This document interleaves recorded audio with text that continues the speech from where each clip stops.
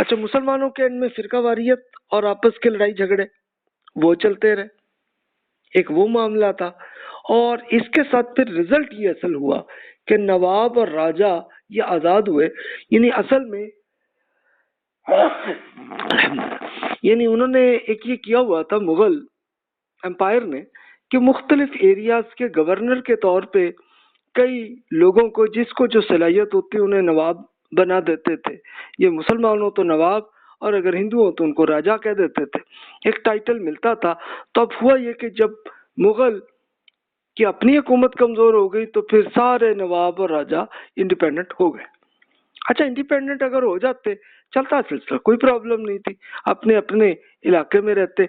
लेकिन फिर at that of result ये हुआ कि यूरोप की पावर वहां पहुंच गई थी और उनके लिए बड़ा आसान था कि नवाबों को और राजाओं को सरेंडर करना, तो वो बगैर जंग के ही सरेंडर करते चले गए। कुछ लोगों ने कोशिश की, जिसकी जैसे बंगाल में और कर्नाटक में उन्होंने की, स्ट्रगल चलती रही, लेकिन वो भी खत्म हो गई कि उनके पास भी वो पावर नहीं थी। इसके बाद एक जो सबसे बड़ी रीजन मैं कहूंगा वो थी नेवी। उन्होंने तैयार नहीं की, नई टेक्नोलॉजी और इजादात की कोई स्पॉन्सरशिप की ही नहीं।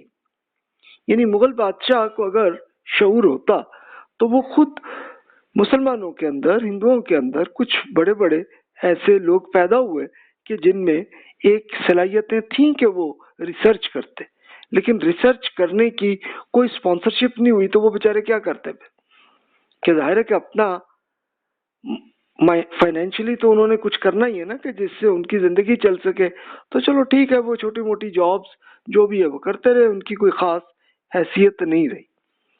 वरना तो होता ना कि इसके आप कंपेयर अगर कर लें, यूरोप के अंदर क्या था कि जो लोग भी रिसर्च करना चाहते थे तो वहां के नवाब जो है उनको स्पॉन्सरशिप कर देते थे।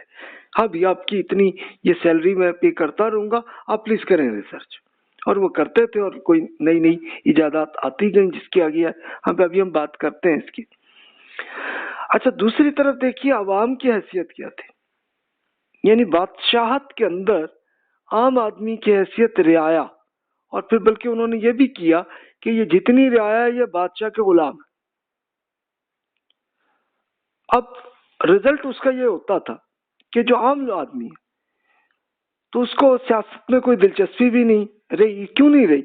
इसलिए कि जनाब मसलन बादशाह नंबर 1 है और ये अब बादशाह नंबर 2 आ रहा है, तो हमें क्या फर्क पड़ता। तो इसलिए उनमें कोई इंटरेस्ट नहीं था। हाँ, लेकिन उन लोगों को इंटरेस्ट था कि जिनको पहले बादशाह के साथ कोई स्टेटस मिला हुआ था, और वो थे कौन, या मिलिट्री वाले थे या ब्यूरोक्रेट्स थे, उनको बड़ा स्टेटस था। तो उनको एक ये खतरा होता था कि यार ये जो अब दूसरे बादशाह आएंगे तो ये ना हो कि हमारी जॉब निकल जाए या हमारा जो जो बेनिफिट हमें मिल रहा है खुद खत्म हो जाए। तो वो चलो बादशाह नंबर 1 के साथ मिलके वो भी जंग कर लेते होते थे। या कभी ये होना कि बादशाह नंबर 1 बहुत कमजोर है, नंबर 2 अच्छा, तो उससे जाके उनसे कर लेते थे निगोशिएट कि हम जनाब आपके साथ हो जाते हैं, और इस तरह करके वो जीतते कि नंबर 2 जो है वो जीत जाते थे। तो ऐसा चलता रहा सिलसिला। सबसे बड़ा अवाम में फिर ये भी हुआ कि इल्म की कमी थी कि उनको वहां के जो भी स्कॉलर्स थे उनको तकलीद का उसूल सिखाते थे कि बस भाई जो पुराने बुजुर्गों ने सोच लिया वही काफी है, बस मैं वैसे ही चलो। अच्छा, अगर तो चलो महज कानून की हैसियत तक ही ये रहता, फिका की हद तक रहता, तो चलो चल जाता मामला। लेकिन वो उनमें फिर तकलीद का साइंस और टेक्नोलॉजी में भी आ गई कि बस जी जैसे अरस्तु ने जो सोचा था बस वही ठीक है, वैसे ही चलो, वैसे ही सोचते रहो। अच्छा, इसके साथ साथ फिर अखबारात थे ही नहीं इंडिया के अंदर। यानी उसकी वजह क्या थी कि कोई ऐसी मशीन ही नहीं थी कि जिसके जरिए अखबारात उस जमाने में बने। तो तभी लोगों में कोई शऊर नहीं आता, कोई पढ़ने की चीज नहीं हुई, तो लोगों में शौक भी नहीं हुआ। तो इसमें आपको फिर नजर आएगा 1857 के बाद मुसलमानों की जो मेजॉरिटी थी वो अनपढ़ लोग हो गए। ज़ाहिर है अगली नस्ल आई, उसको उनके पेरेंट्स को कोई फाइनेंशियली इस पोजीशन में नहीं है कि वो अपने बच्चों की एजुकेशन को डेवलप करे, तो वो रहा सिलसिला। असल ये इशू रहा। अच्छा, ये तो आई मुगल की जवाल, लेकिन अब सवाल ये आता है कि अभी यूरोप फिर उरूज में कैसे आ गया, वहां क्या था?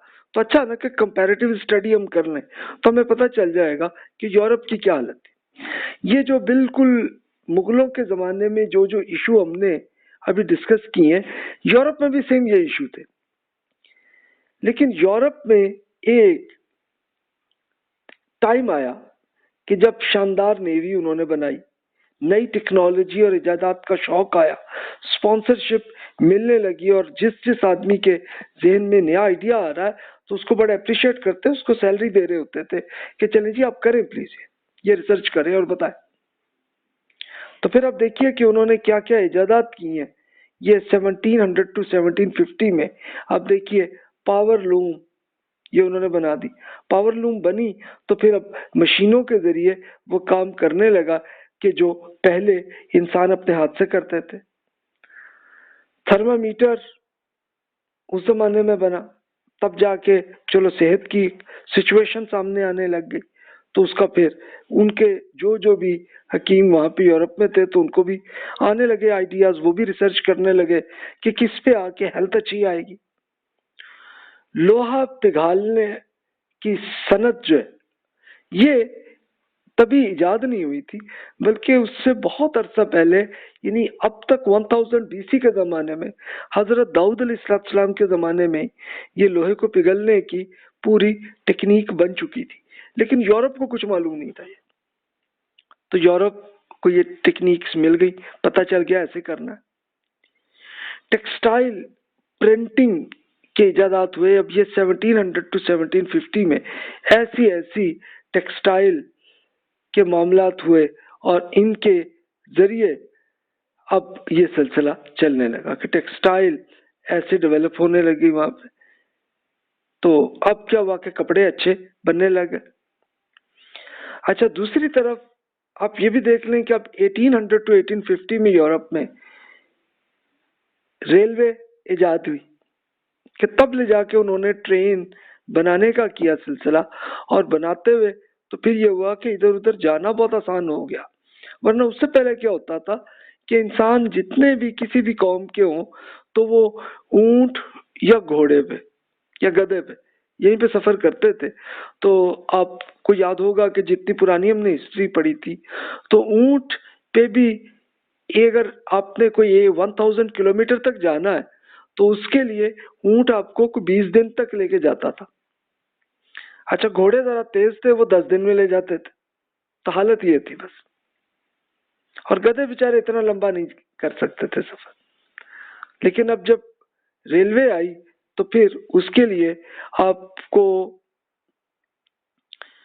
वो अगले स्टेप में हम इंशाल्लाह करेंगे स्टडीज कि फिर हुआ क्या कि जब ये रेलवे बनी है तो फिर तो ये हुआ कि ये सफर के जो 1 महीने का था वो 3 दिन का रह गया। तो लोगों का आना जाना बहुत हो गया, तो उससे फाइनेंशियली रिजल्ट्स अच्छे आने शुरू हुए। अच्छा, फिर 1800 टू 1850 में फ्रिज भी इजाद हो गया। फोटोग्राफी के आपका कैमरा वो भी इजाद हो गया। टेलीग्राफ टेलीग्राफ जो है ये वो टेक्नोलॉजी मिल गई कि जिससे आप कुछ सेकंड में मैसेज पहुंचा सकते हैं। ये 1800 टू 1850 के जमाने में ये इजाद हुई। अच्छा, उससे क्या रिजल्ट ये हुआ, प्रैक्टिकली एक रिजल्ट ये हुआ था कि जिस वक्त 1857 में इंडिया में जब ये बगावत कर दी मुसलमानों ने, हिंदुओं ने मिलके कि अंग्रेजों के अगेंस्ट, तो तब ये हुआ था कि अब दिल्ली के अंदर तो खुद अंग्रेज बहुत प्रॉब्लम में आ गए थे। तो उनको जब प्रॉब्लम आई तो उस वक्त उनके जो भी उनके मिलिट्री के टेलीग्राफ के जो स्पेशलिस्ट थे उन्होंने फौरन लंदन में ये एक मैसेज पहुंचाया कि जनाब ये सिचुएशन है। तो एन उसी वक्त फिर ये हुआ कि टेलीग्राफ के जरिए ही अंग्रेजों ने लंदन से लेके और फिर उनकी ज्यादा मिलिट्री कलकत्ता के आसपास थी, बंगाल में थी, उनको ऑर्डर दिया कि आप जल्द से जल्द आप दिल्ली तक पहुंचे। तो वो चंद दिन में, जब जाहिर है कि उनको पूरा इंफ्रास्ट्रक्चर भी अच्छा था, तो वो तेजी से पहुंच गए और तब जाके उन्होंने दोबारा उस पूरी जंग आज़ादी को ख़त्म कर दिया उन्होंने। ये एक एग्जाम्पल है कि ये तो हुआ, लेकिन हुआ क्यों? असल में यूरोप में बहुत सोशल साइंसेस में बहुत उरूज का पीरियड आया था। असल उसका ये रिजल्ट था जितनी टेक्नोलॉजीज उन्होंने इजाद की थी। इसके लिए बस कुछ एग्जाम्पल अर्ज करता हूँ, लेकिन इसको बहुत डिटेल से लेक्चर की जरूरत होगी, तो इसको हम आगे जाके डिस्कस करते हैं। यानी अब अभी हम जो बात कर रहे हैं ये तो बेसिक्स है, लेकिन उसकी डिटेल हम इंशाल्लाह बहुत तफसील से अगले लेक्चर्स में हम इन्हीं पे बात करेंगे। डबल एंट्री अकाउंटिंग, अब देखिए 1494 में इजाद हुई है। अब ये सोशल साइंस का एक हिस्सा है। आपका ये जो बिजनेस एडमिनिस्ट्रेशन आप पढ़ते हैं, अकाउंटिंग, ऑडिट, मार्केटिंग, एचआर, ये सब सोशल साइंसेज का हिस्सा है। तब ये 1494 में उन्होंने इजाद किया। तो डबल एंट्री अकाउंटिंग से हुआ ये कि जो रिजल्ट है, जो कम से कम फाइनेंस के जो या किसी और चीज के भी जो हम इंफॉर्मेशन चाहिए, वो ज्यादा रिलायबल इंफॉर्मेशन आने लगी। अच्छा, फिर एक और अगली आप अरसे में देखें, 1571 में जॉइंट वेंचर बनना शुरू और स्टॉक एक्सचेंज इजाद हुआ है 1571 में। यानी जॉइंट वेंचर तो चलो पहले भी हो रहा था, लेकिन अब इसकी एक शक्ल बन गई, स्टॉक एक्सचेंज की शक्ल में। एक ये हुआ कि चले जनाब, उन्होंने इस पोजीशन में आए कि एक आम आदमी भी इन्वेस्टमेंट कर सकता है।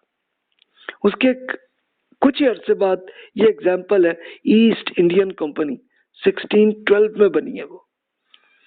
यानी असल में ये लंदन में बनी, और उसमें हुआ ये कि इंग्लैंड के लोगों ने जिसने चाहा उसने इन्वेस्टमेंट कर ली, अपने अपने शेयर्स ले लिए। जब शेयर आ गए तो फिर एक बड़ा फंड इकट्ठा हो गया उस कंपनी में, और वो कंपनी ने इंडिया में जाके अपनी मिलिट्री को भी ले गए, और ले जाके वहां पे उन्होंने पहले बंगाल में ही अपना उनका हिस्सा आ गया, और उसके बाद फिर कितनी फाइनेंशियली डेवलपमेंट हुई है, तो तब जाके वो फाइनेंशियली रिजल्ट आया। अच्छा, वो आए तो फिर स्पॉन्सर्स ने ये भी किया कि चलें जी, ये आप जो भी रिसर्च आप कर रहे हैं ये करें, उसकी आपको इतनी हम सैलरी दिया करेंगे, आप करें जी। तो करने लगे लोग। 1605 में ये शानदार इदारे जो अखबारात के वो बन गए। यानी ये, अच्छा, ये टाइम मैंने इंग्लैंड की एग्जाम्पल दी, वरना यूरोप में कुछ और इलाकों में भी हो चुका होगा उसके आसपास, या पहले या बाद में, तो इसके आसपास आप देख लें। और फिर मैगजीन का सिलसिला 1731 में शुरू हुआ। यानी हुआ ये कि अब जिस साइंसदान ने, चाहे वो सोशल साइंसेस के हों, चाहे वो फिजिक्स, केमिस्ट्री और बायोलॉजी के हों, तो उनके फिर जो वो अब रिसर्च कर रहे हैं उस सबको वो लिख सके, और वो आया 1731 में आया है। अच्छा, अब एक सोशल साइंसेज में एक पॉलिटिकल एतबार से बड़ी एक इम्प्रूवमेंट उन्होंने ये की कि बादशाहत को ख़त्म किया। इसके लिए मशहूर वाक़या जिसको आप फ्रांस रेवोल्यूशन कहते हैं, 1789 में हुआ। यानी हुआ क्या कि फ्रांस के अंदर ये उन्होंने किया मामला कि नहीं जी, बादशाहत ख़त्म हो, और इसकी बजाय आम आदमी जो है वो भी इस पोजीशन में आए, और तब ले जाके उसकी बेसिस पे उन्होंने ये इलेक्शन का सिलसिला बनाया कि जनाब, ताकि हुकूमत के आम आदमी को आज़ादी भी मिले और जमहूरियत मिले, ताकि उससे फिर एक पूरा कल्चर, ज़ाहिर एकदम तो नहीं हुआ होगा, टाइम लगा होगा इसके लिए, तब भी होते होते, अच्छा, वो फ्रांस तक ही नहीं रहा, बल्कि यूरोप में हर तरफ ये आ गया सिलसिला कि जनाब, एक किस मुल्क में हर आदमी को अब ये महसूस होने लगा कि जनाब, हम राया नहीं है, बल्कि हम भी पार्टनर हैं अपने मुल्क के लिए। और उनके लिए फिर कल्चर ऐसा बना कि आपस में ताल्लुकात। उसके लिए आपको एग्जाम्पल अभी भी आप देख सकते हैं कि मिसाल के तौर पर आप अमेरिका में या इंग्लैंड में वहाँ की मुख्तलिफ पॉलिटिकल पार्टीज के आपस में जो तबसरे वो कर रहे होते हैं और जो तनकीद कर रहे होते हैं, उस तनकीद को एक नज़र पढ़ लीजिए, और फिर उसके साथ साथ आप अपने मुल्क में वहाँ की पार्टीज के आपस में क्या क्या कमेंट्स होते हैं उसको सुन लीजिए, तो आपको अंदाजा होगा कि जमहूरियत का फर्क क्या होता है, यानी हर आदमी इज्जत के साथ अपनी बात कर रहा है, इख्तलाफ भी कर रहा है, और हर एक को, आम आदमी को अब जब आ गया कि जनाब हम भी स्टेक होल्डर बन गए, यानी हमारी भी कोई हैसियत मिल गई है इस मुल्क में, तब ले जाके यूरोप की पूरी कौम साथ आ गई। अच्छा, बादशाहों के होता था कि जो लड़ाई झगड़ा जो वो करते होते थे तो उनकी अपनी मिलिट्री बस वो लड़ाई कर रही होती थी, लेकिन यूरोप में जब ये मामला हुआ तो हर कौम जो है वो साथ आ जाती थी, ये फर्क हुआ। अच्छा, करप्शन खत्म तो नहीं हुआ यूरोप में, आज तक भी नहीं हुआ होगा, लेकिन उन्होंने ऑडिट का एक बाकायदा एक लीगल प्रोसेस 1844 में हुआ, उससे पहले भी थे, ताकि ये स्पेशली स्टॉक एक्सचेंज में जो लोग इन्वेस्टमेंट कर रहे हैं उनके साथ फ्रॉड ना हो, कुछ ऐसा मामला ना हो, तो ये उससे पहले ही कुछ ना कुछ तरीके तो ईजाद हो गए थे, कर लिए थे, बल्कि डबल एंट्री से ही अकाउंटिंग का जो रिपोर्ट्स हैं वही काफ़ी सही होने लग गई थी। लेकिन अब आके तो फिर ये रिजल्ट हुआ कि अब इसको रीचेक भी किया जाए और इसको एक बाकायदा कानूनी शक्ल कर दी गई। अच्छा, ये मामला तो खुद इससे पहले आप हिस्ट्री में पढ़ चुके हैं कि उमर रज़ी अल्लाह तआला अन्हु ये करते रहते। फिर इसी तरह मुगल सल्तनत के अंदर जैसे एग्जाम्पल मिली है कि औरंगजेब आलमगीर ने ये काम करना शुरू किया कि अपने ब्यूरोक्रेट्स को, अपनी मिलिट्री को रीचेक वो करते होते थे, और रीचेक करने के लिए वो खुद कई शहरों में चले जाते थे, जाके जुमा की नमाज पढ़ा के और वही मस्जिद में बैठ जाते थे सीढ़ियों पे कि हाँ जी आप आइए और बताइए आपको क्या इशू फील हो रहा है।